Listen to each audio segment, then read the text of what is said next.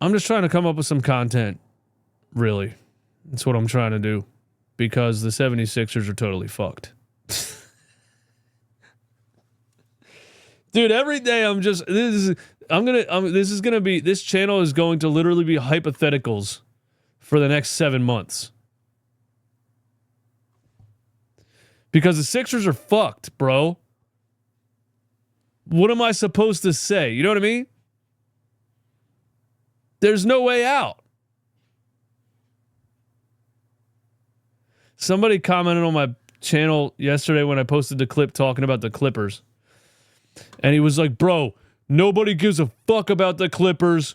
All we care about is the 76ers and how they can get back on track. We come to your channel for 76ers content, not the LA Clippers. We want to know how the Sixers... I was like, you want me to talk about how the 76ers can get back on track every day for the next 7 months?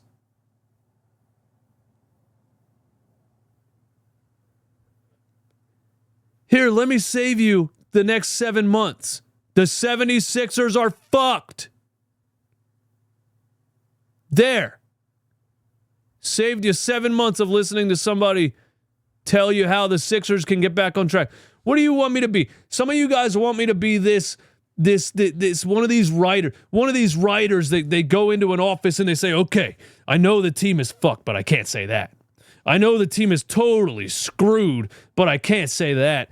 Let me come up with something positive and cheerful for the cheerleader fans on Facebook, for the cheerleader fans in the Facebook groups that want to hear something nice. Let me talk about how Lonnie Walker could potentially be a rotational player for... Nobody cares.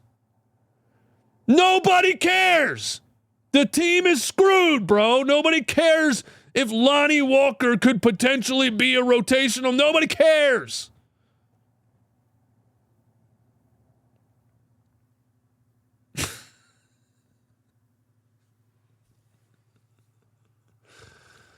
I'm not going to lie to you guys. I'm just crashing out a little bit, man, because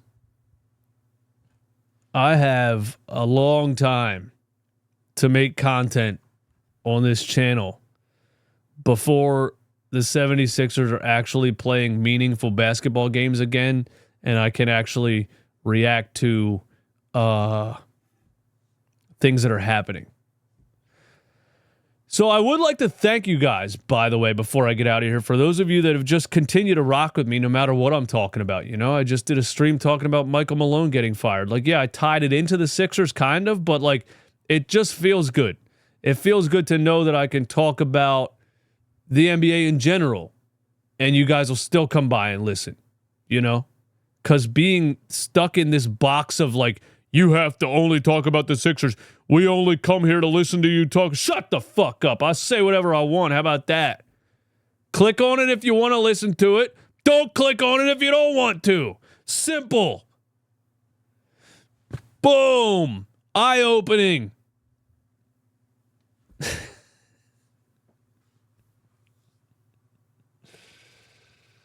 The Sixers are unbelievable, man.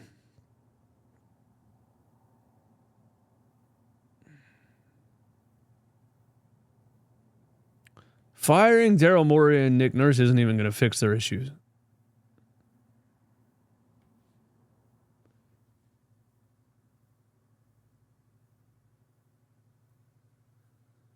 It is pretty funny. Once I started just laughing at how ridiculous the 76ers are, it became a lot more fun. They want you to become Kate Scott. Bro, where's the tweet that I posted? Hold on, let me show you guys the tweet that I posted last night during the game. Because I was chilling, I was watching the NCAA championship game, and I flipped over to the Sixers for like a couple minutes. And at the very end of the game, unfortunately, the 76ers have now lost 12 in a row. You know, and then the post-game live show, Amy Fadul and those guys, they got to sit up there and act like the team is trying to win and like, oh, Quentin Grimes had a run in the third quarter and they just made too many mistakes in the fourth and they just couldn't handle Tyler Hero's explosion of scoring in the foot, whatever. Stop it, man. Y'all are not being serious. You're lying to my face. But it's because they work for NBC, and I understand that they have a job to do, and NBC is a company, and they're not going to have a halftime show showing tankathon.com and rooting for the Sixers to lose, even though that would be more enjoyable, and aren't you in the ratings business? At the same time, I don't really understand why everybody has to keep this celebratory, fake-ass personality. It's part of the reason that TV's going away and podcasts and YouTube are the future. I was at the gym today. I saw some NBA players podcast on ESPN2. It's getting to the point where they're just playing podcasts on TV. This is the old school way of doing things, right? Like everybody wears a suit and it has an earpiece and there's a producer that's like, you got to say this, this, and this. I don't know, man. It trips me out when I hear like, yeah, unfortunately they just came up short. They're trying to lose. What are you talking about? And I'm sorry, there's no way NBC Philly is paying enough money for me to lie straight to there's no way. I would have done exactly what Mark Zumoff did. I would have said, you know what? I think I'm going to retire. Because y'all aren't paying me enough money to sit up here and lie every day. And poor Mark Zumoff had to watch 3 years of Ben Simmons. And he said, you know what? I can't lie anymore. It's eating me alive inside. My dignity is deteriorating from my soul. The more I try to act like I'm enjoying this or there's some kind of hope and promise here. If this brother gets a jump shot. I wonder if Stephen A. Smith still feels that way about Ben Simmons.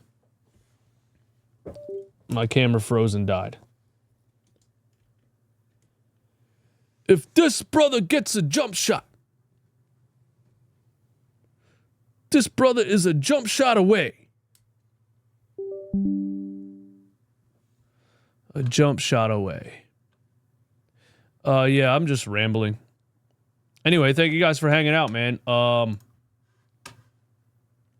talk to you soon.